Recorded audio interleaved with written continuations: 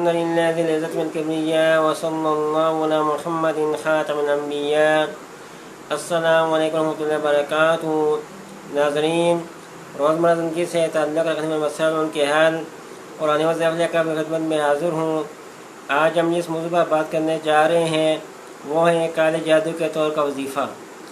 کالے جادو کے عمل کو حاصل کرنے کے لیے چلہ وظیفہ کا عمل کیا جاتا ہے۔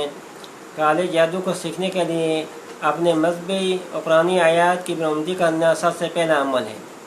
کالے جادو کا عمل کرنے والا ان مذہبی قرآنی آیات کو اپنے پاؤں کے نیچے رکھ کر وظیفہ کرتا ہے، جو بہت برا گناہ ہے، اور کالے جادو کرنے اور کرانے والا دونوں اسلام سے خارج ہو جاتے ہیں۔ اللہ ہمیں سے بچائے۔ اور کالا جادو ناپاک جگہ پر بیٹھ کر کرتے ہیں۔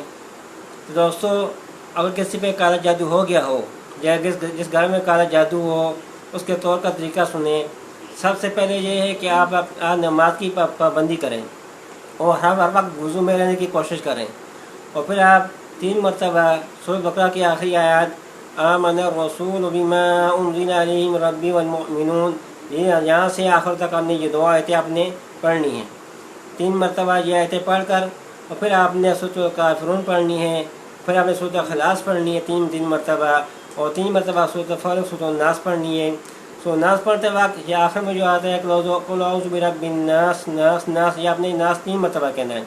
مالک الناس، ناس ناس، الہ الناس، ناس ناس، یہ ناس آپ نے 3 مرتبہ دہرانا ہے۔ یہ پڑھ کر آپ پانی پہ دم کر کے پئیں، انشاءاللہ اس میں کی برکت سے جادو کا اثر ختم ہو جائے گا۔ جو بھی جادو ہو، کالا ہو، جو بھی جادو ہو، انشاءاللہ وہ ختم ہو جائے گا۔ یہ بہت ہی مجرم عمل ہے۔